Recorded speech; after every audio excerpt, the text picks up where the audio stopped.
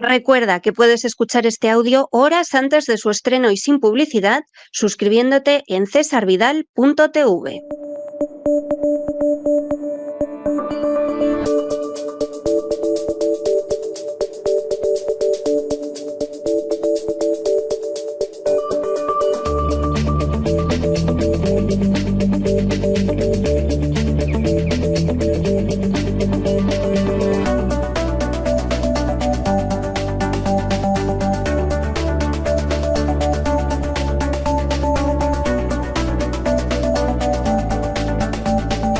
Despegamos con Lorenzo Ramírez.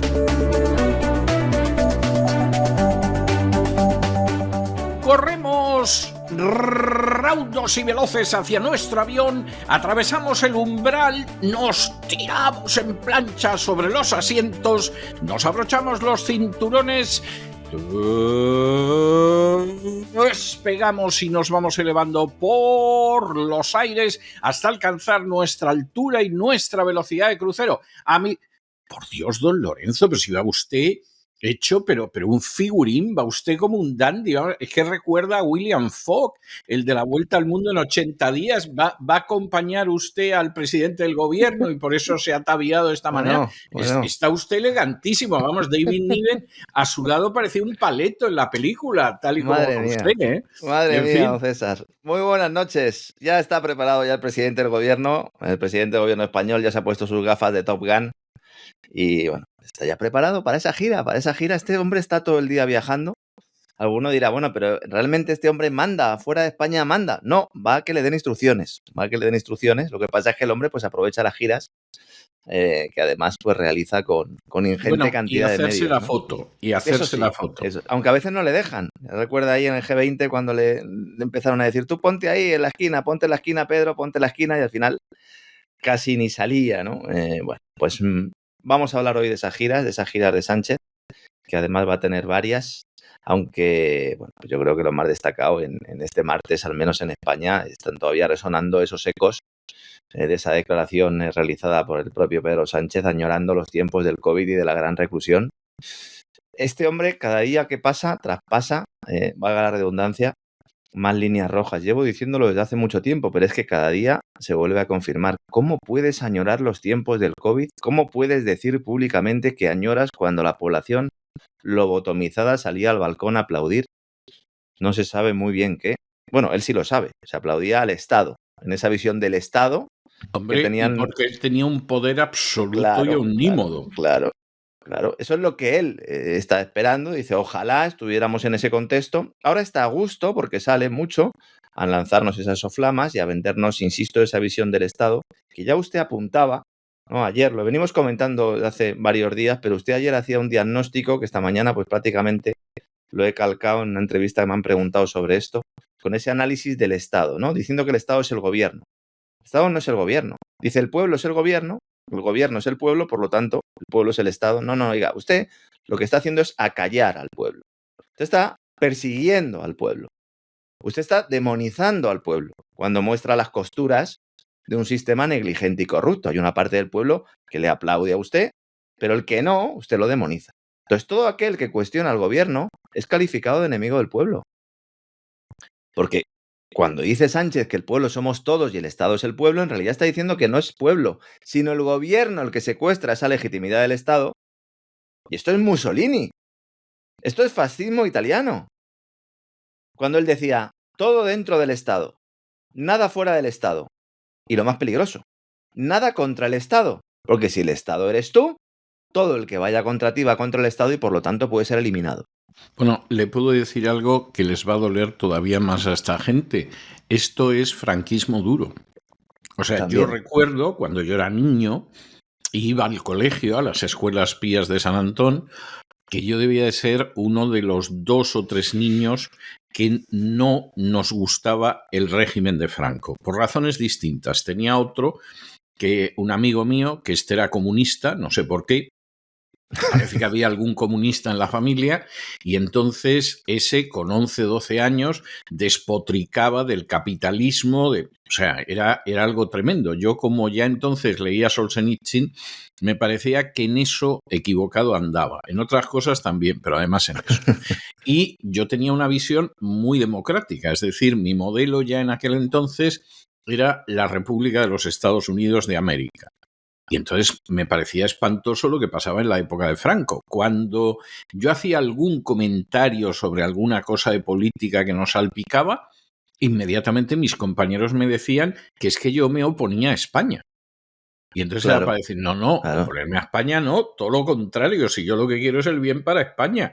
Y esto no es el bien, es todo lo contrario. Bueno, pues ellos, en sus mentes infantiles, ya habían asociado que España era Franco y el gobierno de Franco, y que cualquiera que no veía bien las medidas que adoptaba el gobierno, pues es que era contrario a España.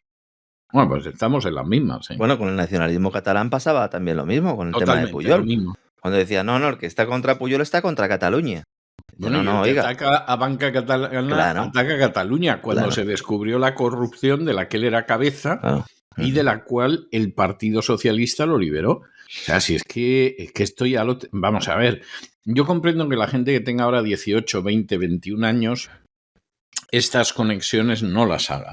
Pero los que hemos vivido más tiempo, es que ya sabemos lo que es esto. Y esto es un señor decidido a mandar y punto pelota, y en el momento en el que manifiestas el más mínimo pero, pues te arrojan a las tinieblas externas porque te estás oponiendo, pues eso, al Estado, a la nación o a lo que usted quiera. Por eso les fastidiaba tanto y por eso hizo tanto daño algunos análisis que hicimos algunos aquí en este programa. Se hizo, yo no sé si fuimos los primeros, pero vamos, fuimos de los primeros, que hablamos de Estado fallido.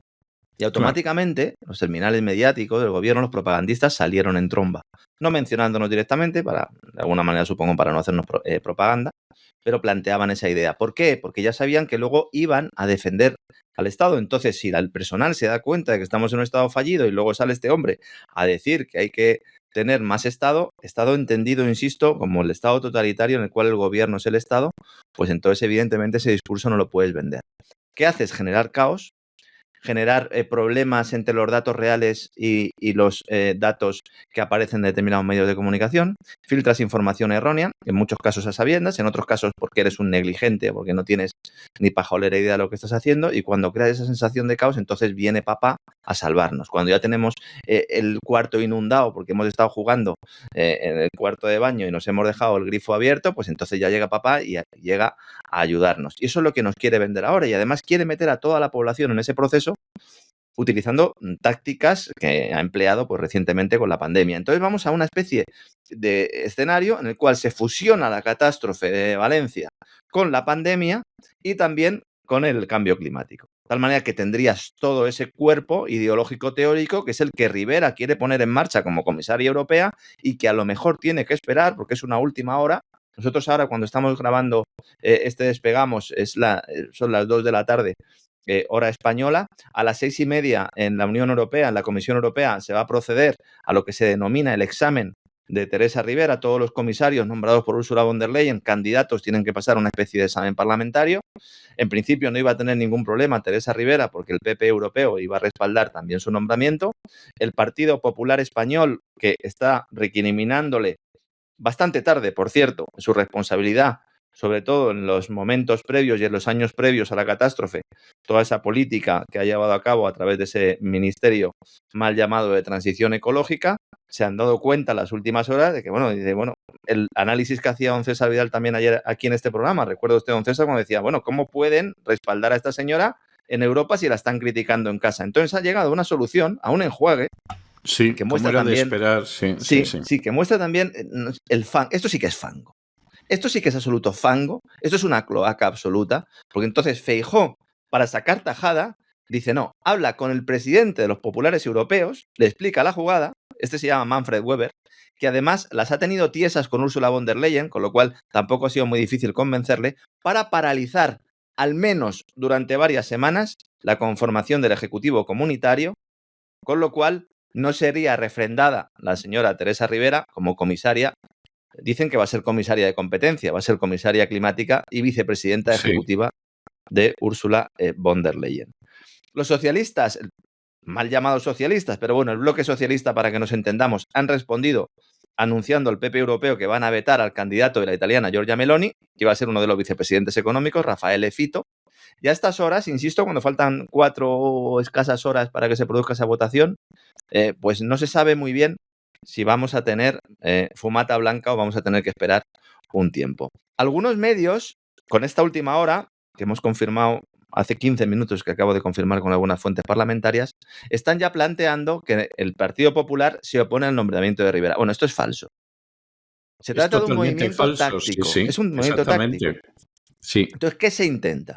Se intenta que primero, antes de ser nombrada oficialmente comisaria europea, esté ya ella, de alguna manera, afectada en su imagen tras una comparecencia en el Congreso que van a intentar que se produzca por haber ocultado, escondido, dicen ellos, sus responsabilidades en el desastre de la gota fría, de la última gota fría, que estamos, hoy está Cataluña en alerta roja y tenemos unos episodios muy similares. Lo que pasa es que en esta ocasión, pues como la gente lo sabe y está advertida, pues evidentemente el impacto afortunadamente va a ser mucho, mucho menor. Entonces se trata de un movimiento táctico. A esta gente la ciudadanía no es que le dé igual, es que la utiliza para sus propios fines. Entonces es un movimiento táctico en el que, por un lado, el PP europeo no arriesga el gran pacto, es decir, dicen, bueno, vamos a paralizar, pero no vamos a detener, porque si Rivera cae, entonces cae también otra serie de nombramientos pactados y entonces tenemos un problema grave, pero posteriormente saldría adelante este gobierno. Insisto, esto es última hora, estos son movimientos que se están produciendo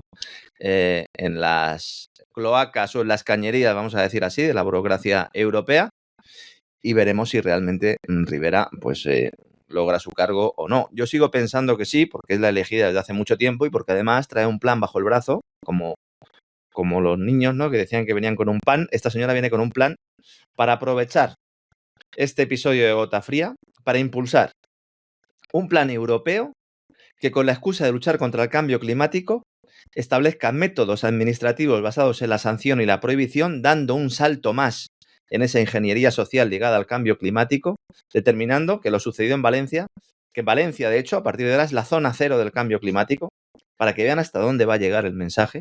Por supuesto, en este plan no hay ni una palabra sobre reformas en cuencas hidrográficas, no hay ni una palabra sobre darle más facultades a agricultores y ganaderos y a las comunidades de regantes, en definitiva, para que vayan limpiando esas cuencas, para que las vayan cuidando. De hecho, los agricultores y ganaderos españoles le han pedido a la Comisión Europea que no refrenden el nombramiento de Rivera. Ellos saben desde hace mucho tiempo el peligro que es esta mujer. Y llegaba hoy a este examen con ese plan, insisto, adelantado en parte por el diario El Economista, y que además han tenido el cuajo de denominarlo Plan Europeo de Adaptación al Cambio Climático. Ellos no quieren adaptarse al cambio climático. Hace falta valor, hace falta valor. Claro. Es que adaptarse al cambio climático es lo que habría que hacer. Oiga, ¿hay cambio climático? Bueno, podemos discutirlo o no. ¿Es un cambio climático provocado con el hombre? Esto sí lo podemos discutir aún más. En todo caso, si ustedes consideran que hay un cambio climático, vamos a intentar adaptarnos a él, porque evidentemente, por mucho que quieran ustedes reducir emisiones, ellos mismos saben que este relato es falaz y que con las emisiones no se puede. Entonces, como esto va a existir, pues pongan en marcha su plan de ingeniería social, pero ellos ya se han dado cuenta de que dicen, bueno, pues cogemos esa idea de adaptación al cambio climático. ¿Cómo te adaptas? Pues te adaptas con planes de ordenación del territorio que sean independientes del partido que gobierne a muy largo plazo. ¿Cómo te adaptas? Pues utilizando a los profesionales y llamando a esos colectivos sociales que acabo de mencionar ahora, los ingenieros, los regantes, agricultores, ganaderos, los técnicos, ingenieros de caminos, canales y puertos, los que saben realmente, la gente de la Confederación Hidrográfica, los grandes técnicos. Pues con ellos todos vamos a plantear cómo podemos hacer para evitar futuros desastres. No, se trata de sancionar. Ellos lo que quieren es sancionar. Y nos dicen que pretenden proteger las infraestructuras críticas del transporte y la cadena de suministro. Así, agárrense los machos, como los insumos del capital natural.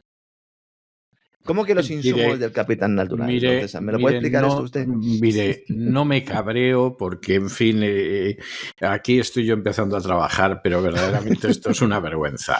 Insumos del capital natural. Fíjense que ya nos van introduciendo esa idea que hemos anunciado o que hemos avanzado en el gran reseteo en cesarvidal.tv desde hace muchos años, que es transformar la naturaleza en capital, para así poder privatizarlo, evidentemente.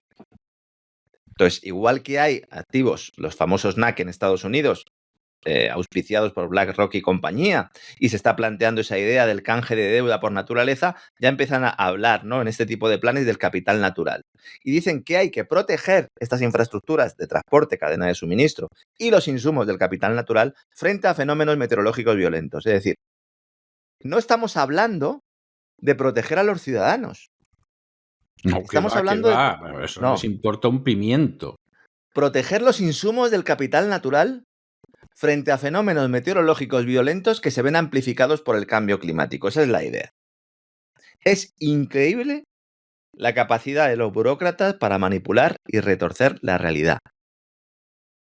Lo decía el pasado lunes o el pasado martes, la semana pasada. Llevamos años escuchando, viendo, leyendo a todos esos expertos climáticos, diciéndonos que todo es culpa nuestra, que es culpa de los que nos lavamos, de los que nos duchamos, de los que comemos carne, de los que tenemos un coche. Y mientras estaban los geólogos, los ingenieros hidráulicos, los ingenieros de caminos diciendo, oigan, eso es un error metodológico porque si ustedes lo centran todo en las emisiones, no van a atender las verdaderas variables que influyen en todo esto. Ya no solo en la configuración del clima, sino en el caso concreto de la zona del Levante español, pues generando ese caldo de cultivo con esa negligencia continua. Yo sigo pensando que aquí hay dolo, que estaba gestando. Hay gente que lo piensa, o sea, Sí. no es usted el único que piensa que efectivamente aquí lo que ha habido es dolo. Es verdad que hay multitud de administraciones que participan, hay multitud de caras, ¿no?, en este prisma, con un gobierno regional, con un gobierno central, con unas confederaciones hidrográficas, con unos políticos que en un momento determinado construyen en zona potencialmente inundable. Dicen, bueno, no pasa nada, si pasa algo ya lo gestionaremos, el tema de las presas. Hay muchos agentes aquí. Pero al final es, oiga, ¿hay un plan hidrológico nacional? Había uno, lo tumbaron por motivos políticos. No estoy diciendo que aquel plan fuera el mejor plan hidrológico nacional del mundo, pero era un plan hidrológico nacional. Y esto lo contemplaba, ¿eh? Claro, esto lo contemplaba muy concretamente. Claro, Rodríguez Zapatero quería quedar bien con los nacionalistas catalanes, se cargó el plan hidrológico y los nacionalistas catalanes se frotaron las manos viendo cómo hacían daño a Murcia, a Valencia y a Almería. O sea, la típica forma de competir de los nacionalistas catalanes. Vamos a correr, pero antes os cortamos las piernas. Todo esto se centró fundamentalmente en ese trasvase del Ebro.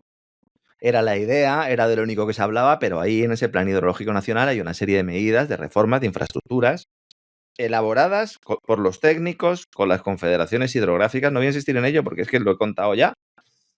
Pero al final es este tipo de medidas las que tienen que incluir un plan. O sea, si ustedes quieren aprovechar para avanzar en su agenda globalista, para avanzar en esos Estados Unidos de Europa que vayan quitando competencia a las soberanías nacionales, lo pueden hacer solucionando al mismo tiempo el problema. Es que a mí lo que me enerva realmente es eso, que esta gente tiene unos objetivos, evidentemente. Ahora, en lugar de solucionar problemas, con soluciones que están ya elaboradas por estos propios departamentos, las apartan, las dejan a un lado. ¿Por qué? Porque ellos quieren que haya más catástrofes. Necesitan que haya más catástrofes. Porque si no, no pueden mantener esa idea. Pues yo digo que son profundamente diabólicos. Porque en otros sitios del mundo donde hay planificación central, a Teresa Rivera seguramente le habrían colgado un palo. No estarían a punto de... Sí, pero hace años, claro, porque no es el primer desastre que efectivamente está en el desastre y acaban condenando a todo el mundo, claro, salvo a Teresa Rivera. Claro, bueno, también, eso es verdad, ¿no? Pero quiero decir que incluso en estados donde no hay democracia, dicen, oiga, vamos a hacer un plan a largo plazo. Oiga, pues lo que intentan es ser eficientes, efectivos. Aquí no. Aquí se trata de no ser eficiente ni efectivo porque entonces sigues teniendo problemas que luego dices que vas a solucionar. Y esto es lo verdaderamente diabólico. Y para eso, aunque hay otros cromos, pero Teresa Rivera es una de las más adecuadas porque toda su carrera está orientada a este momento, a vender ese relato falaz que culpa de las muertes a las emisiones de CO2 y que no solo se trata de una gran mentira para impulsar determinadas reformas liberticidas, sino que, como digo, al no atacar ese problema real, el de la mala gestión del territorio, el del abandono de las tareas de cuidado de la naturaleza, el de la demonización de agricultores y ganaderos, pues entonces sientan las bases para que cada gota fría, cada fenómeno meteorológico adverso, provoque cada vez más daño. Y entonces se justifican nuevas actuaciones que, lejos de aportar soluciones, pues elevan el peligro y así sucesivamente. Y como el peligro se eleva, hay más desastres, Claro. y razón de más para gastar más dinero en el cambio climático. O sea, es que es algo verdaderamente tremendo, es diabólico, es diabólico. Que encima, si alguno dijera, bueno, pero es que este dinero lo están gastando para realmente adaptarse al cambio climático, podríamos estar más o menos de acuerdo, pero es que este dinero al final va a Iberdrola, va a Repsol, va a las grandes empresas alemanas, a las grandes empresas francesas. Hay multas sistemáticas que afectan sobre todo a pequeños y medianos empresarios, a las pequeñas explotaciones agrícolas, que no solo ven cómo se elevan los costes energéticos, etcétera, etcétera, por las políticas, iba a decir diferentes, pero todas a una lideradas por la OTAN, sino que además ven pues, cómo esas trabas burocráticas ligadas a la farsa de las emisiones de CO2, porque sobre el cambio climático, insisto, podemos hablar, pero plantear que el CO2, que controlar el CO2 evita el cambio climático, es una de las grandes mentiras, ¿no?, que se repiten de forma sistemática, ¿no? Bueno, hablando de mentiras, ahora resulta, bueno, de los creadores, porque es que esto es tremendo, ¿no? Ayer decíamos, de los creadores del relato, la culpa de la inflación es de Trump, ahora llega a sus pantallas el segundo episodio. La culpa de la crisis alemana también la tiene Trump. ¿Qué le parece, don César? Me parece fantástico. Me parece fantástico. Es gente que se supera, no tiene vergüenza y vamos, te salen con esto y vete a saber con lo que te pueden salir en las próximas semanas. Porque claro, nos queda todavía a lo tonto, casi 2 meses de Biden. O sea, en estos 2 meses pueden hacer lo que no está en los escritos. Sale el informe, el indicador que publica todos los meses el Centro de Investigaciones Económicas Europeas de Leibniz, el ZEW, por sus siglas en alemán, el Instituto CEU, o CEU, ZEW, que, bueno, pues a todos los que nos dedicamos un poco al periodismo económico toda la vida, pues es uno de los indicadores de confianza de los inversores. Hemos estado viendo cómo ese indicador iba cayendo. Bueno, en enero pasado subió. No sé si sabías si es que habían venido los Reyes Magos. Comentamos aquí que esas cifras estaban manipuladas. Luego progresivamente hemos ido viendo cómo la tendencia ha ido a la baja, a la baja, a la baja. Pues, ¿cómo va a estar la confianza del inversor alemán? Pues cayendo a plomo. Y entonces sale el dato de noviembre y el titular en los teletipos españoles, repicados y publicados por todos los medios, es: la confianza de los inversores germanos empeora ante la victoria de Donald Trump. Es decir, la victoria de Donald Trump, las elecciones de la Casa Blanca, es la causa de que en Alemania va todo manga por hombro en los últimos 4 años como consecuencia de la victoria actual de Donald Trump. Y el que no se lo quiera creer, que reviente, obviamente. Dice el presidente de esta institución, iba a decir prestigiosa, pero ya no voy a decir prestigiosa. Dice el presidente: las expectativas económicas para Alemania se han visto ensombrecidas por la victoria de Trump y el colapso de la coalición gubernamental alemana. Hombre, pues sí, por el colapso de la coalición gubernamental alemana también. Y por la voladura de Nord Stream, señor Achim Wamgart, que es como se llama este tipo. Lo de Nord Stream no lo ves, ¿no? Y lo de Joe Biden y lo de Alemania de rodillas ante la OTAN tampoco. Esto tampoco se ve. Y las sanciones occidentales, las sanciones boomerang de todo color, tampoco tienen que ver. Tiene que ver la victoria de Trump, porque va a poner aranceles. ¿Es que ahora Estados Unidos no tiene aranceles?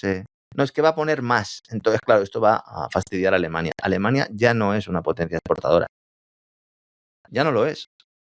Ya no lo es. Estoy hablando de institutos. En España también tenemos la nuestra, con el Instituto Nacional de Estadística.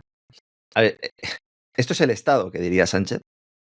El Instituto Nacional de Estadística, donde cambiaron al jefe para poner una señora que es de la cuerda del presidente de gobierno. En su momento ya lo hizo Nadia Calviño. Están diciendo los organismos estadísticos europeos, norteamericanos: los chinos están manipulando las cifras, no les creáis. Cuando dicen que crecen, no crecen. Cuando dicen que no tienen inflación, es mentira. Muy bien. Acaba de descubrirse un escándalo monumental en el Instituto Nacional de Estadística, que ha estado maquillando al alza la actividad de numerosos sectores. De momento, solo podemos constatar del azulejero, aunque ahora ya, claro, la sospecha se ha extendido a otros sectores cuyas empresas estaban viendo cómo el INE decía que crecían a pulmón y ellos estaban viendo cómo el negocio cada vez iba peor. Es el caso del sector azulejero que también pues es noticia porque el levante español es muy intensivo, ¿no?, en el sector azulejero. Es uno de los grandes sectores económicos. cuando llegó todo el tema de las sanciones occidentales a Rusia, pues se planteó también cuál iba a ser el futuro de esta industria azulejera, que por cierto sigue vendiendo a Rusia sin problema, de una manera o de otra, me consta, y eso se lo puedo asegurar de primera fuente. Ponen una etiqueta de otro país y aquí a correr, es decir, no hay ningún tipo. Me deja usted muy inquieto con lo del Instituto Nacional de Estadística, porque en el editorial de hoy utilizaba yo cifras del Instituto Nacional de Estadística que dejan de manifiesto que aproximadamente los inmigrantes en España cometen el triple de delitos que los españoles, bueno, pero en materia como los homicidios por ideología de género, casi 5 veces más que los españoles. Puede estar maquillado a la baja. Si ¿no? está maquillado a la baja, ya es que no quiero pensar qué pasa, porque el único delito que los españoles, en términos proporcionales, cometen más que los extranjeros son las infracciones de tráfico. O sea, España sería un tranquilísimo país donde la delincuencia pues tendría unas cifras muy bajas. Por ejemplo, más del 90% de las violaciones de Cataluña no se producirían, por ejemplo. Pero ahora parece ser que, bueno, esto puede ser todavía hasta peor, porque si las cifras, como usted muy bien ha intuido, están maquilladas a la baja, ya es que no quiero saber lo que pasa en este país, ¿no? Es que además es un escándalo tal. Yo entiendo que a lo mejor hay mucha gente que esto, pues a lo mejor no le da importancia, pero pone en tela de juicio todo el sistema de contabilidad. Según el Instituto Nacional de Estadística, el sector azulejero estaba creciendo en el acumulado hasta septiembre, enero-septiembre, un 15% la actividad. Se hablaba de la recuperación del sector azulejero, el sector azulejero supera la crisis, potencia exportadora española. Entonces, claro, las empresas estaban viéndolo y se daban un codazo el uno al otro y le decían, oye, tú estás vendiendo un 15% más. Y dice, ¿yo qué va? Si yo estoy echando gente. Y dice, ¿y tú? Dice, no, si yo estoy doblando turno. ¿Cómo que estás doblando turno? Sí, yo me estoy beneficiando porque han cerrado tantos que yo sí tengo más negocios, yo sí tengo. Bueno, pero ¿y la media? No, pues resulta que ahora reconoce el INE que no solo no está creciendo un 15,5%, sino que está cayendo un 3,8%. Hombre, te puedes equivocar un poco, pero de crecer un 15% a caer un 3,8%. Sí, hombre, puede haber un error, por ejemplo, en un percentil, o sea... incluso en algunas décimas, que en lugar de crecer un 15 fuera un 13, un 12, si me apura un 10, pero... Claro, ¿cómo ha tenido que ser la cosa para que la patronal, la Asociación Española de Fabricantes de Azulejos y Pavimentos, para Aster, llevara los últimos meses diciéndole al INE, oye, estás contando mal? Y el INE le decía, bueno, callaros, si esto beneficia. No me beneficia porque estamos haciendo análisis. Muchas de nuestras empresas en base a datos que son falsos. Quien está al cargo ahora es Elena Manzanera. La pusieron ahí, insisto, para tener un mayor control del INE. Dice, no, es que hemos cambiado el año base. Este es el gran truco. Para la medición, desde enero de 2004 cambió el año base a 2021 y entonces los resultados publicados mensualmente no encajan con la evolución de la actividad de las empresas. Dice, bueno, lo que ustedes quieran. Pero esas cifras están manipuladas. ¿Cómo fue la cosa que la patronal llegó a hacer una encuesta en los primeros 6 meses del año entre sus propios asociados para decir, oiga, ¿realmente estos datos son falsos? Bueno, pues entrevistaron aproximadamente el 80% de la producción sectorial y veían una caída de la producción de enero a junio del 2,3%, mientras que el INE estaba diciendo que estaba creciendo un 11,6%. Bueno, pues insisto, han tenido que ser las empresas las que le digan, oiga, está usted manipulando esto. Bueno, o equivocándose. Tampoco sabemos si hay dolo aquí, pero bueno. Diga, ¿está pasando lo mismo con el gas? Es decir, ¿nos están diciendo que el consumo de gas natural real es mayor por parte de la industria? ¿Es posible que tengamos un desplome absoluto de la demanda de gas industrial que se esté intentando ocultar por parte del INE? Yo lo dejo ahí. Para que la señora Manzanera, Elena, pues haga unas llamadas, que seguro que nos está escuchando en estos momentos, y después de que le piten los oídos, pues puede llamar por teléfono y enterarse de lo que está ocurriendo. Esto, por supuesto, a Pedro Sánchez se la trae al fresco. Absolutamente. Él ya está preparado para irse a Azerbaiyán, a la cumbre del clima. Madre mía, ¿no? Lo de organizar cumbres del clima en países petroleros, a mí me parece también esto una broma un poco pesada, ¿no? Bueno, él va, se hace la foto. Usted fíjese que los políticos españoles por lo que es el pueblo y todo lo demás, no hacen absolutamente nada. Pero se apuntan a todas las causas que les permitan hacerse una foto y salir con otro grupete de políticos tan carentes de escrúpulos morales como ellos. De ahí que la agenda globalista les haya venido de maravilla, porque les permite hacer como que hacen cuando en realidad están deshaciendo a sus propias naciones, y además de que haces como que hacen, te nombran para chollos diversos, te haces fotografías con gente exactamente igual que tú, es decir, la hez de la humanidad, y además pues cobras y parece que eres el colmo del progreso humano. O sea, esto de la agenda globalista hay que reconocer que está muy bien montado, porque es un plan para destruir el género humano y convertirlo en esclavos, a su inmensa mayoría, para acabar con la soberanía, la libertad y la independencia de las naciones y convertirlas en colonias, pero todos los políticos se hacen fotos. Está muy bien pensado. Está muy bien pensado, ¿no? Y luego además organizas la cumbre del clima en Azerbaiyán.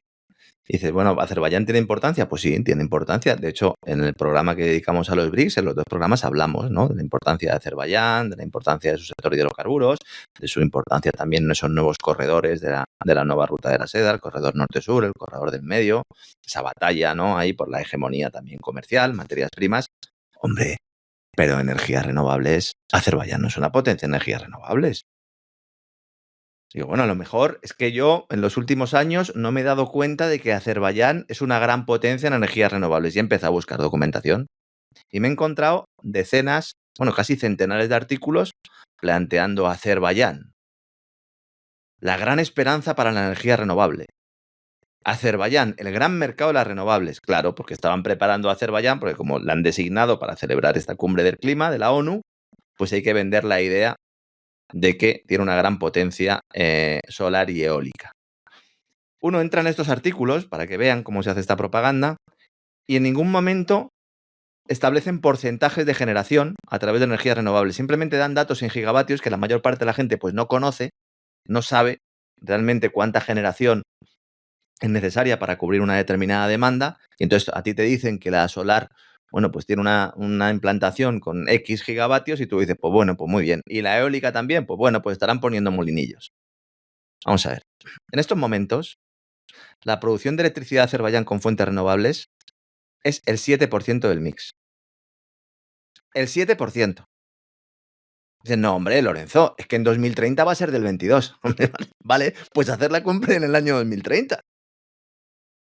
Estos son datos de Rystad Energy, que es una empresa independiente de investigación de inteligencia empresarial, que es verdad que dicen, sí, señor, está intensificando sus esfuerzos para meter las energías renovables en vena, pero evidentemente ellos lo que tienen es gas, tienen petróleo y sobre todo ejercen de intermediarios para traer ese gas y el petróleo, que se lo digan a Ucrania, que va a vendernos Ucrania a Europa el gas ruso como si fuera Azerbaiyán. Y entonces hacen allí la cumbre del clima porque hay que posicionar a Azerbaiyán. Y allá va Pedro Sánchez con un helicóptero y 2 aviones, que estos deben ser los que no emiten CO2, ¿no? Los aviones y los helicópteros no emiten nada. ¿Por qué te tienes que llevar un helicóptero y 2 aviones? ¿Pero cuánta gente va ahí, Pedro? Es que esto es un despliegue. 3 aeronaves del Estado y van a esa cita contra el cambio climático, entre comillas, ¿no? Después del Consejo de Ministros, Pedro Sánchez se coge el helicóptero Super Puma, que había llegado minutos antes procedente del aeródromo de Cuatro Vientos, hace un viajecillo de 15 minutos, llega a la base de Torrejón de Ardoz, donde se reunía Obama con Pablo Iglesias antes de que pusieran en marcha la operación Podemos en el gobierno y esa vicepresidencia Agenda 2030. Hay gente que me pregunta por esto. Pues sí, Obama cuando llegó a Torrejón y hizo una visita, estaban allí Rajoy, estaba también Sánchez, estaba el propio Iglesias y el que primero recibió fue Iglesias. ¿Por qué? Bueno, pues eso se lo pueden preguntar ustedes a Barack o a Michelle, que seguro que están encantados de contestarles. Allí en Torrejón se monta Sánchez en un Airbus A310. Este es el avión más grande y contaminante, podríamos decir, de la flota, y se van a Bakú. Luego, el Falcon, el famoso Falcon, sale vacío, o al menos eso nos dicen en Moncloa tras el Airbus, para que el presidente tenga allí una aeronave a su disposición si el avión principal sufre algún tipo de avería. Se lo lleva como balsa salvavidas el Falcon. Vacío va. Va vacío, seguro. Es que la fijación de este hombre con el Falcón es algo verdaderamente notable, ¿eh? Sánchez no ha faltado nunca a las cumbres estas del clima. Dicen desde fuentes de Moncloa que esta edición es aún más importante y otra vez recuperamos el argumento del principio del programa. Al considerar, estoy leyendo lo que dicen las fuentes de Moncloa, que la tragedia de la Dana ha puesto de manifiesto el desafío que plantea el cambio climático. De verdad, desvergüenza la de esta gente, ¿eh? O sea, este tío llega ahí y lo tendrían que correr a gorrazos y en lugar de eso, en lugar de correrlo a gorrazos, va a decir, ¿veis lo que pasa si no se lucha contra el cambio climático? Soy una víctima. Mi territorio es una víctima. España está en la línea, en el frente de la guerra contra el cambio climático. Esta es la primera vez que va sin Rivera, que está en Bruselas para No me extraña, lo que hemos comentado antes, ¿no? Él va a participar en una mesa redonda sobre financiación climática, anda que no se les ve el plumero, todo por la pasta, y también en la presentación del informe de la Organización Mundial de la Salud sobre el impacto que el cambio climático tiene en la salud. Que es para eso, para lo que fue Mónica García, ministra de Sanidad, que estaba en una serie de reuniones con la Organización Mundial de la Salud, creo que fueron en Copenhague las reuniones previas, estoy hablando de memoria, justo cuando se estaba produciendo la Dana. Entonces ella dijo, no, hombre, pero yo estoy disponible a través de internet y tal. Dice, ya, hombre, pero oiga, véngase. Dice, no, es que estoy con mi amigo Tedros, de la Organización Mundial de la Salud, para hablar de cómo ligamos cambio climático y pandemias, cambio climático y salud. Para poner en marcha ese proyecto, que hemos expuesto también en cesarvidal.tv, en el gran reseteo, de One Health, que es una única salud, una única sanidad en la cual se engloba todo. Con la excusa de proteger la salud, podemos aplicar ingeniería social en todos los ámbitos de la vida. Controlar o incentivar o castigar el consumo de determinados productos, modificar las políticas económicas para beneficiar a determinados sectores en detrimento de otros, y todo ligarlo con esa idea del cambio climático, la emergencia climática, vamos a morir todos. Les ha faltado tiempo para ponerlo en marcha.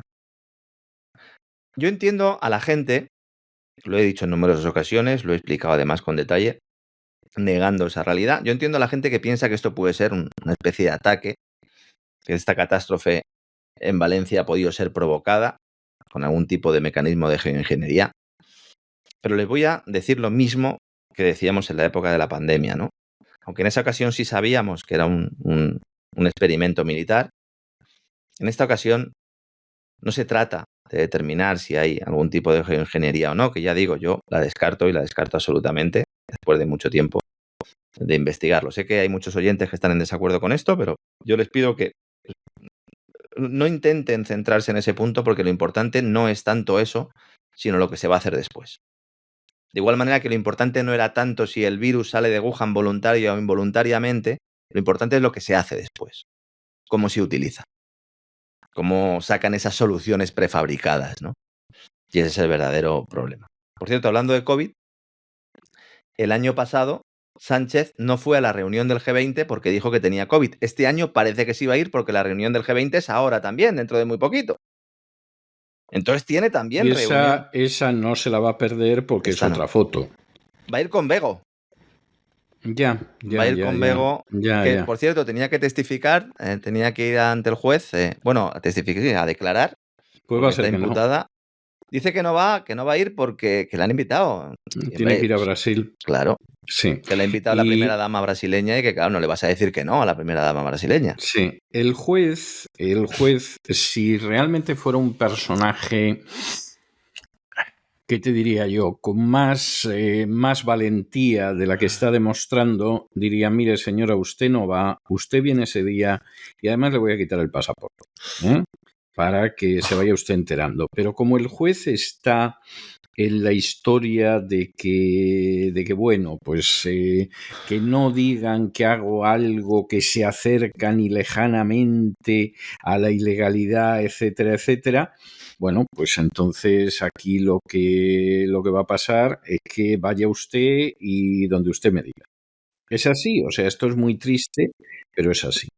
Por cierto, ahora que menciona usted al juez, que es el juez Juan Carlos Peinado, me ha venido a la cabeza, hoy que está tan de moda el tema de los bulos y la lucha con los bulos, la periodista aquella que decía que Juan Carlos Peinado, el juez, tenía 2 DNIs, ¿no? Sí, y que me cometía acuerdo. delitos y tal. Esta señora Sí. que se llama Angélica Rubio y que además pues es una directiva de un medio de, bueno, pues de corte izquierdista o al menos que respalda al gobierno, El Plural, acaba de convertirse en consejera de Radio y Televisión Española, donde llega para combatir los bulos. Es decir, Mire, disculpe que me río por no llorar, porque verdaderamente esto es para ponerse a llorar amargamente, pero verdaderamente que la cosa es algo por demás. Es ha algo dicho por demás. que llega al Consejo para dar información de interés público veraz y contrastada y para combatir la desinformación y los bulos. Insisto, la señora que dijo lo de los 2 DNIs, que en ningún momento ha pedido perdón públicamente por ello. ¿Por qué? Porque da igual, no pide perdón y ya Sí, está. y porque además todos estos que dicen que van a perseguir los bulos, Sí. ya sabemos que lo que dicen es que vamos a censurar como fieras. Claro. O Bueno, sea, pues no hay más. en ese contexto, Sánchez irá al G20 a Brasil, irá con Begoña. En principio, al menos el abogado le ha dicho al juez Juan Carlos Peinado, el abogado de Begoña Gómez, que no va a ir porque, oiga, la han invitado. De hecho, es que esto parece un chiste, pero es que lamentablemente no lo es. Con la petición o con la comunicación de que no viera a declarar, le ha mandado un documento adjunto con la invitación. Con la invitación de la primera dama brasileña, la mujer de Lula, y la respuesta confirmando su asistencia, como diciendo, oiga, que nosotros ya hemos confirmado, no le vamos a hacer el feo ahora a la mujer de Lula da Silva, sí que ponga usted otra fecha así eso, que bueno, pues vamos ahí. Y además, en el documento establece que se va a plantear una sala reservada a los cónyuges y un espacio para las reuniones bilaterales que desee celebrar, con lo cual Begoña, pues si quiere ir allí también para hablar con sus amigos, estupendamente. Y además, también el abogado de la mujer de Sánchez aprovecha para recordar al juez que el mismo día, que es el 18 de noviembre, que es el día en que estaba citado en los juzgados de Plaza de Castilla, tiene lugar el lanzamiento oficial de la Alianza Global contra el Hambre y la Pobreza, y que este 2004 marcó el inicio de las actividades del Grupo de Trabajo sobre Empoderamiento de la Mujer, que preside también el Ministerio de Asuntos de la Mujer de Brasil, por lo cual es imprescindible que Begoña esté en el país hispanoamericano, latinoamericano, como quieran denominarle, ¿no? Así estamos. Hablando de COVID también. Hoy vengo cargado de temas, don César. Hay que pasarlo bien, pero la verdad es que esto es gravísimo. Muchos de nuestros oyentes, muchos de nuestros amigos, sobre todo los que nos acompañan desde hace años, pues conocen un poco la gran mayoría de noticias que están surgiendo en las últimas semanas en torno a todo lo que tiene que ver con la pandemia y con el COVID. Ya sé que ahora en estos momentos pues nos estamos jugando la expulsión y nos estamos jugando la censura. Me da igual. Nosotros tenemos que hacer nuestro trabajo hasta el final. Y muchos me mandan mensajes diciendo, esto lo habéis contado ya vosotros. Efectivamente se van confirmando determinadas tesis, determinadas ideas, que no eran tesis ni ideas, sino que eran informaciones con todo el rigor. Ahora se ha montado un escándalo en Holanda tremendo, que está intentando ser tapado por medios de comunicación, porque la ministra holandesa de Sanidad, Fleur Agema, ha admitido que toda la gestión de la pandemia fue una operación militar dirigida por la OTAN y en su país coordinada por el Servicio de Coordinación Nacional de Seguridad y Antiterrorismo. Es mortal. O sea, lo de esta mujer es mortal. Mortal, lo que ha dicho. O sea, esto es para que cayeran cabezas por todas partes. Cuando nosotros hablamos en su momento de la alianza entre Moderna, la empresa farmacéutica Mode ARN Mensajero, que trabaja para el Pentágono, y decíamos que toda esta gestión se estaba llevando a cabo desde el Ministerio de Defensa, algunos no nos creían. El pasado sábado, en el primer programa que dedicamos a lo que puede ser la nueva administración Trump, recordábamos ese documento precisamente, porque era el Ministerio de Defensa, el Pentágono, quien se estaba encargando de todo ello, porque era una cuestión no ya de seguridad nacional, sino de un ámbito militar. No era el Departamento de Salud. Y ahora la ministra holandesa, en el Parlamento, pues lo que hace es admitirlo, insisto, indicando que todas esas políticas se llevaron a cabo bajo la dirección del Coordinador Nacional para la Seguridad y la Lucha contra el Terrorismo, el Ministerio de Defensa, y especificando que el gobierno holandés respondió a la pandemia abro comillas, cumpliendo con las obligaciones de la OTAN. No de la Organización Mundial de la Salud, no de los departamentos de sanidad o de defensa, incluso de la Unión Europea, no, de la OTAN. Esta mujer hizo estas consideraciones en un debate en el que estaba hablando sobre resiliencia. Y dijo que Holanda debe estar preparada para cualquier tipo de desastre, como amenazas híbridas, amenazas militares, desastres naturales o una nueva pandemia. Vemos que el relato es el mismo. Sí. Y que, por lo tanto, hay que reforzar sustancialmente la resiliencia del país. Esto está mal dicho porque ellos en realidad están hablando de resistencia, pero emplean mal el término. Y entonces es cuando añade, como sucedió con el COVID, bajo la dirección de este Departamento de Coordinación para la Seguridad y la Lucha contra el Terrorismo y el Ministerio de Defensa, vamos a presentar un plan de acción en primavera. Es decir, las catástrofes naturales son consideradas exactamente igual que si fuera terrorismo y, por lo tanto, se pueden establecer todos los límites a los derechos y libertades que se establecen cuando hay una amenaza terrorista. Estupendo. Luego dicen que exageramos. Esto es muchísimo más fuerte y muchísimo más grave de lo que hemos podido incluso pues, inducir o plantear como hipótesis en los programas que hemos ido haciendo. Control militar de la pandemia. Le podían haber preguntado por esto a Fauci en el Congreso en Estados Unidos. Por ahí no fueron los tiros. No, por pero ahí no podían haber fueron ido, los ¿no? tiros. No. Agradezco No. a César Sánchez de Grupo de Control, uno de nuestros oyentes, amigo, el haberme ayudado a confirmar que esta noticia, la de la ministra holandesa, era cierta, porque, como digo, ha sido ocultada en muchos sitios. He tenido acceso a la declaración de la ministra, pero evidentemente yo, cuando habla esta señora en holandés, pues no entiendo. Y ha sido él, que pues tiene conocimiento del idioma y además estuvo viendo en La Haya un tiempo, con lo cual pues está acostumbrado a este tipo de cosas, el que me ha ayudado a confirmar que realmente esta señora, Fleura Gema, estaba diciendo lo que ha aparecido en algunos medios ya en habla inglesa. Así que desde aquí le mando un abrazo. Esto habría que investigarlo. No puede ser que se quede sin nada. El otro día un amigo mío, que está muy alejado de los medios de comunicación y que compartía con él inquietudes musicales de hace muchos años, me decía: oh, Lorenzo, yo te llevo siguiendo a ti recientemente porque no sabía que estabas ahí haciendo el programa este con César Vidal y te estoy escuchando y tal. Dice, y a mí lo que me sorprende es con las cosas que estáis contando, que luego al día siguiente no pase nada, que no caiga ninguna cabeza. Digo, que ese es el mayor problema que hay aquí. Con la gravedad de las cosas que contamos, respaldados en todo momento por datos, por hechos, y aquí no pasa nada. ¿Va a haber alguien que investigue eso? Pues lamentablemente no. ¿Por qué? Pues porque la OTAN es quien manda. Porque si el departamento correspondiente de la OTAN toca la corneta, pues todos se ponen firmes, y la ministra holandesa lo acaba de decir. Pero no como algo malo. Ella acaba de decir, bueno, pues estupendo, vamos a presentar un plan en primavera. Estamos trabajando en ello, como decía. Y ya sabemos, Aznar. además, a quién le presentamos el plan. Claro. Lo presentamos. Y si ya les parece sabemos bien, que el plan hay que presentárselo a la OTAN.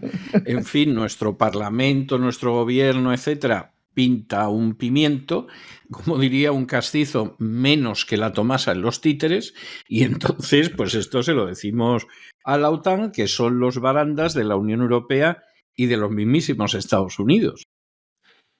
Tremendo, es tremendo. Y como digas algo en contra, eres un putinejo. Sí. Que lo sepas. Putinejo, negacionista, peligroso ultraderechista. Sí. Eres responsable de las muertes de Valencia y de todas las que vengan en el futuro. Absolutamente de todas. Eres un enemigo del pueblo y efectivamente un traidor a tu patria, ¿no? Madre mía, lo que hay que aguantar. No nos vamos a callar. Horas. No nos vamos a callar, lo vuelvo a decir. Esta mañana en un programa de televisión lo volví a decir. No nos vamos a callar. De una forma u otra hay que denunciar todo esto y hay que contarlo. Es como el tema de los empresarios y de esos maletines que van y vienen a diferentes gobiernos. Hemos hablado en muchas ocasiones de ellos. Pues hoy podemos poner nombres y apellidos. El Departamento de Justicia de Estados Unidos ha informado que Telefónica, empresa española, llegó a un acuerdo para pagar 85 millones de dólares con el objeto de cerrar una investigación por un caso de soborno a funcionarios del gobierno venezolano que tuvo como objetivo conseguir acceso preferencial a dólares estadounidenses en una subasta. Los maletines de Telefónica en determinados países de Hispanoamérica han sido una cuestión que en los servicios de inteligencia ha sido Vox Populi desde hace mucho tiempo. Sobre todo en Argentina. Ahora Venezuela. Este caso es del año 2014, cuando la operadora española, el grupo español, tenía problemas para conseguir dólares en Venezuela en el mercado tradicional.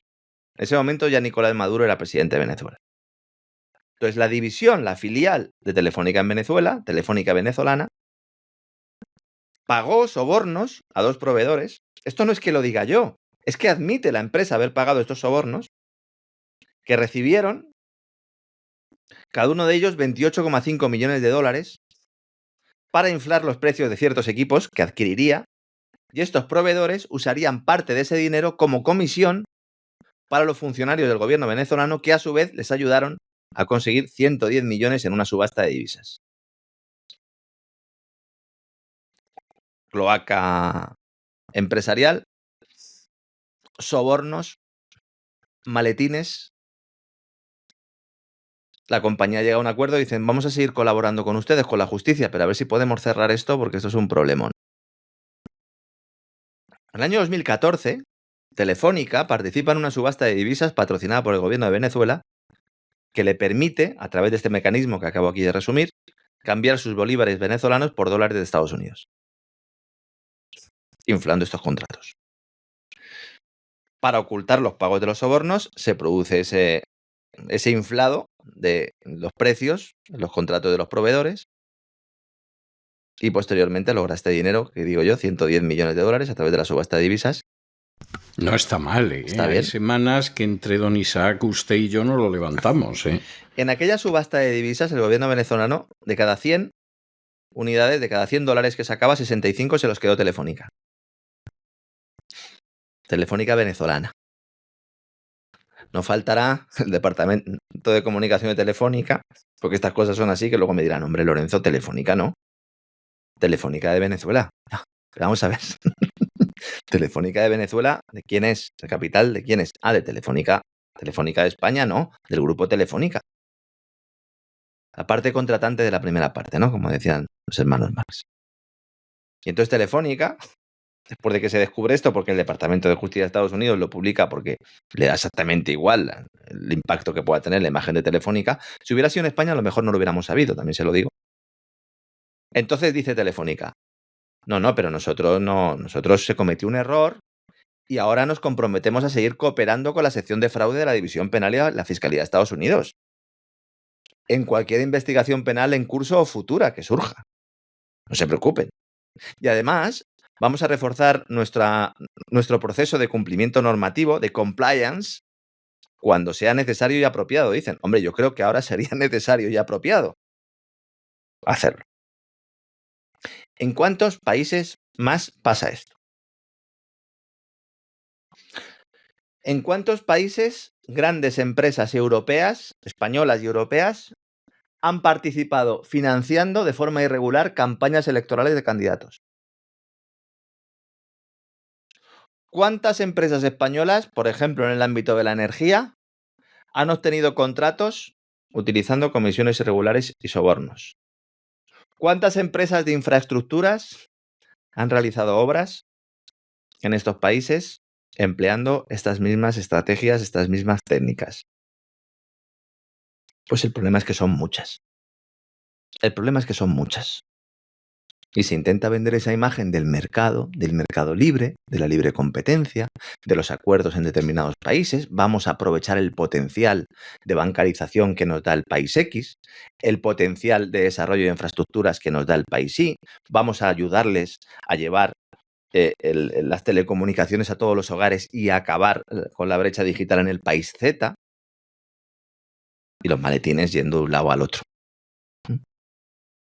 Esto sí que sobrevuela el océano. Aquí los maletines, aquí no te hace falta el sistema SWIFT, aquí va directamente en un maletín.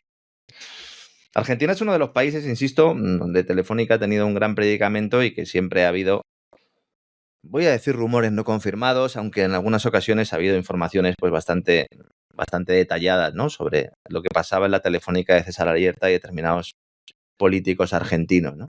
Pero aprovecho así para hablar de Argentina y para hablar de ese efecto Milei. Estamos viendo cómo esa prima de riesgo se está hundiendo a una velocidad de vértigo. Ya ha conseguido la confianza de los mercados financieros. Esta era la fácil. O sea, conseguir la confianza de los mercados financieros cuando dices que vas a vender tu país por cachos es lo fácil. Cuando dices que vas a conseguir un superávit fiscal reduciendo al mínimo el gasto público y siguiendo cobrando impuestos, eso es lo fácil. Conseguir ese respaldo de los mercados financieros. Lo difícil es conseguir el respaldo de tu población, que ve cómo la pobreza pues, sigue aumentando. Entonces es muy importante que diferenciemos ambos puntos. Es verdad que para evitar el default, para evitar la suspensión de pagos, para tener un país con unas cuentas públicas relativamente sanas, necesitas volver al mercado y necesitas tener la confianza de esos mercados financieros. Eso sí, eso es impepinable. Que el riesgo país en Argentina esté cayendo a plomo es muy bueno para el futuro de los argentinos. Es muy bueno que haya instituciones, el último informe de As for Economics de hace unos cuantos días, que digan que el país podría evitar el default. Pero los problemas de medio plazo y el riesgo sigue existiendo. Este informe de As for Economics, que ha sido utilizado pues sobre todo para vender las bonanzas, ¿no?, de las reformas de Milei, que insisto, desde un punto de vista de control de inflación, sobre todo de equilibrio fiscal, con esa letra pequeña que acabo de decir, y la prima de riesgo son considerables éxitos, especialmente teniendo en cuenta la situación en la que venía. Pero el propio informe de As for Economics dice, oiga, aquí hay un problema porque la supervivencia argentina, dicen textualmente, el año próximo es posible, la supervivencia en los mercados financieros, pero no sin periodos de tensión, y a menos que el programa de ajuste fracase, dice la organización, creemos que el Fondo Monetario Internacional ayudará a Argentina a evitar un default del año próximo. Es decir, es el Fondo Monetario Internacional el que está ayudando a Argentina a evitar la suspensión de pagos. ¿Hay otra alternativa? Seguramente no. Seguramente no. El problema es que el Fondo Monetario Internacional puede retirar ese apoyo utilizando como chantaje que Milei abra o no las puertas a los gigantes de Wall Street. Que es como se hacen estas cosas. Entonces, de momento, tiene margen con los desembolsos que está haciendo el Fondo Monetario Internacional, con las negociaciones con Luis Caputo, que de hecho por eso le puso Milei al frente del Ministerio de Economía, porque Luis Caputo y el FMI pues, están acostumbrados a tratar, porque Luis Caputo lleva ahí mucho tiempo trabajando con el FMI, es un hombre ya de la vieja guardia, yo le llamo el endeudador en serie, porque es básicamente lo que es, porque siempre va a pedir dinero y se lo dejan, pero de momento ese dinero es suficiente, según As for Economics, insisto, para evitar un colapso a corto plazo, pero no para mantener una situación sostenible, vamos a decirlo así. En este caso sí que utilizar la palabra. Si uno se va a JP Morgan, estos están más contentos, son más optimistas, claro, porque saben que se van a llevar una parte del león, y nunca mejor dicho. Y entonces dicen, no os preocupéis porque las reservas en dólares estadounidenses van a seguir recuperándose gracias a los nuevos aumentos de los requisitos de reserva como consecuencia de la amnistía fiscal. Y de ¿cómo? ¿Hay una amnistía fiscal? Entonces, ¿por qué está aumentando los ingresos fiscales Argentina? ¿O es que hay una amnistía para unos pocos? A ver si va a estar el Montoro por allí. A ver si va a estar Cristóbal por allí con el despachín. Pues que Dios les ampare como ande por allí, ¿eh? O sea, no saben la plaga bíblica que les puede caer encima.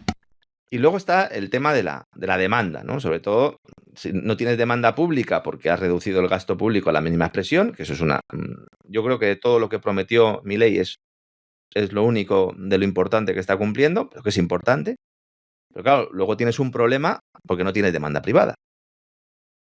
Entonces, estás exportando más, las exportaciones han subido mucho, pero el consumo privado está cayendo de forma sistemática.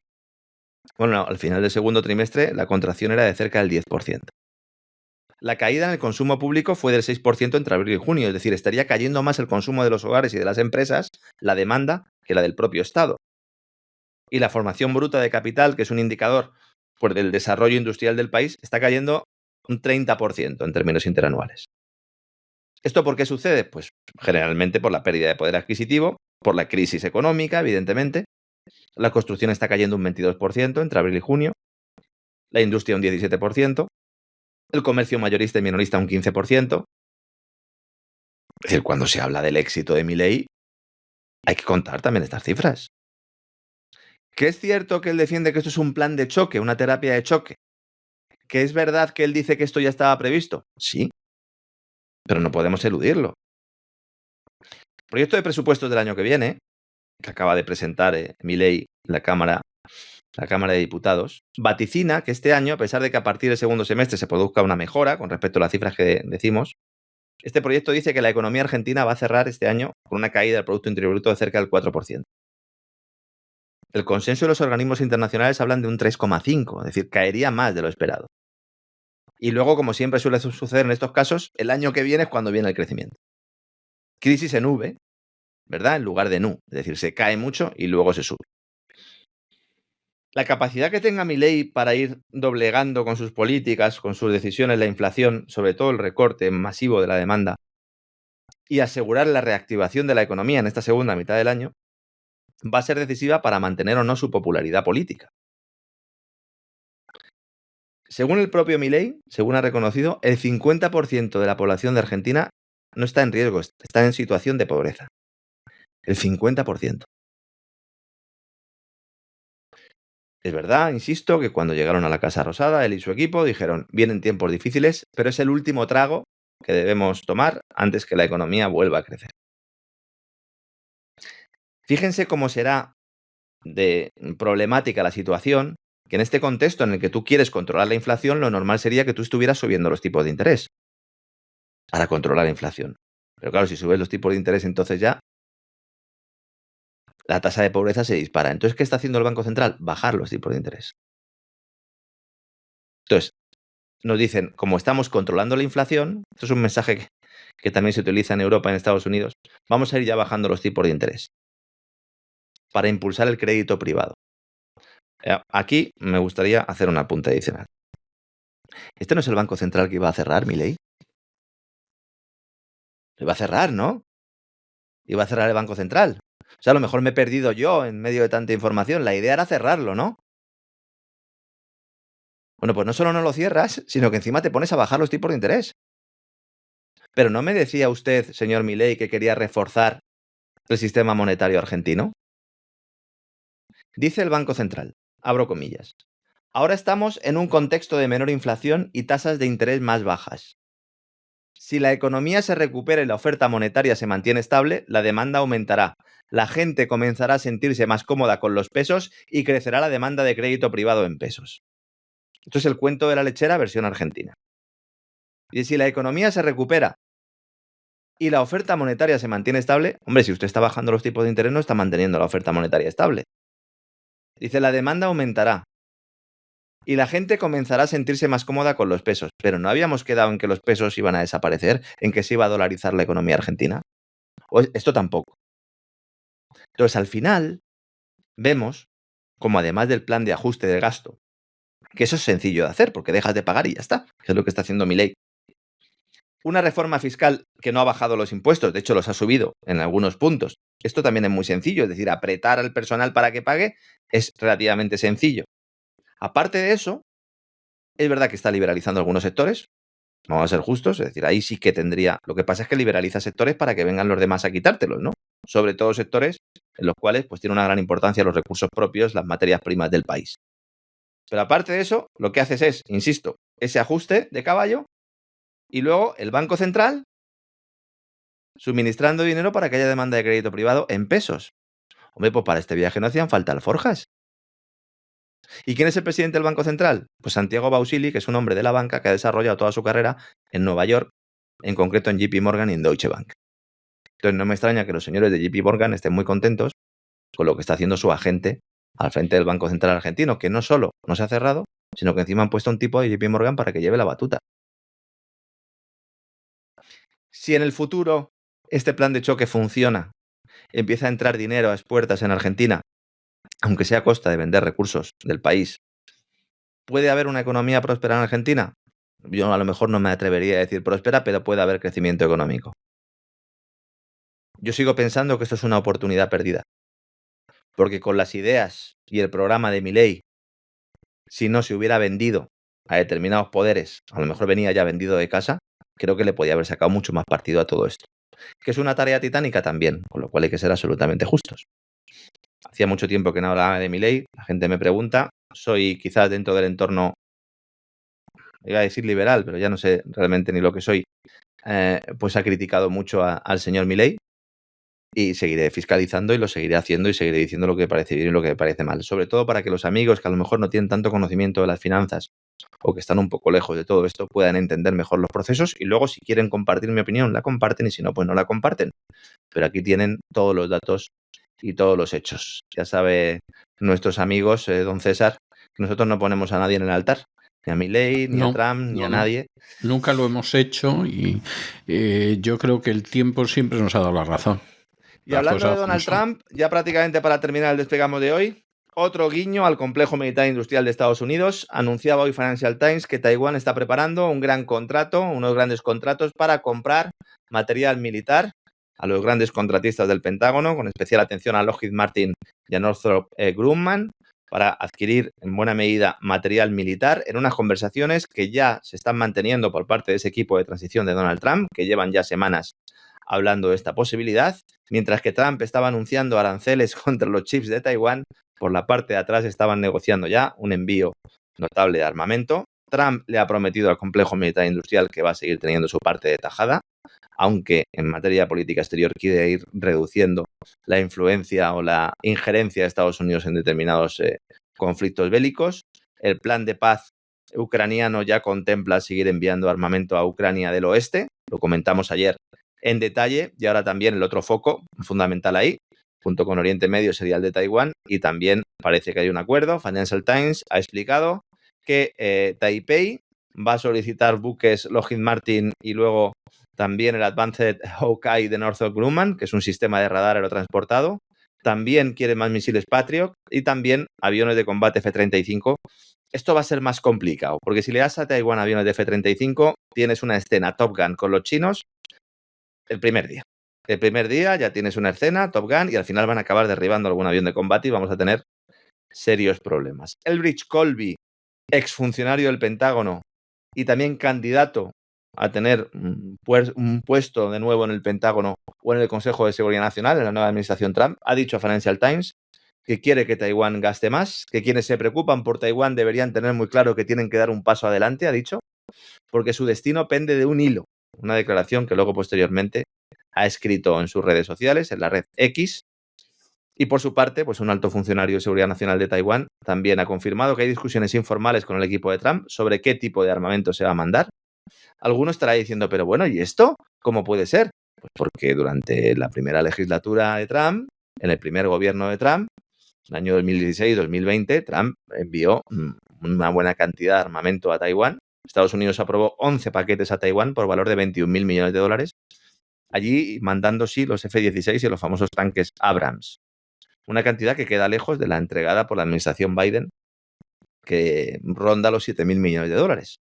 No, pues esa es un poco la idea. La administración Biden es verdad que también aprobó muchos paquetes de envíos, pero el material que se mandaba no era tan caro. Y se priorizó sobre todo el almacenamiento de municiones, armas móviles más baratas, con esa idea, ¿no?, de que los sistemas tradicionales de gran coste no tenían realmente pues una importancia notable, porque al final si hay una operación de China pues no te va a dar tiempo ni siquiera a utilizarlos. Bueno, pues todo esto cambia, con lo cual vemos ahí otro foco caliente que se va a calentar aún más y que no va a haber ahí desescalada, por lo menos en lo que a contratos militares se refiere, con la llegada de Donald Trump. Entonces, pues dicho queda y en fin, ahí queda eso. Bueno, pues hasta aquí hemos llegado, don Lorenzo, y nos encontramos mañana, Dios mediante, de nuevo aquí en el Despegamos. Un abrazo muy fuerte y hasta mañana. Un fuerte abrazo, don César. Hasta mañana.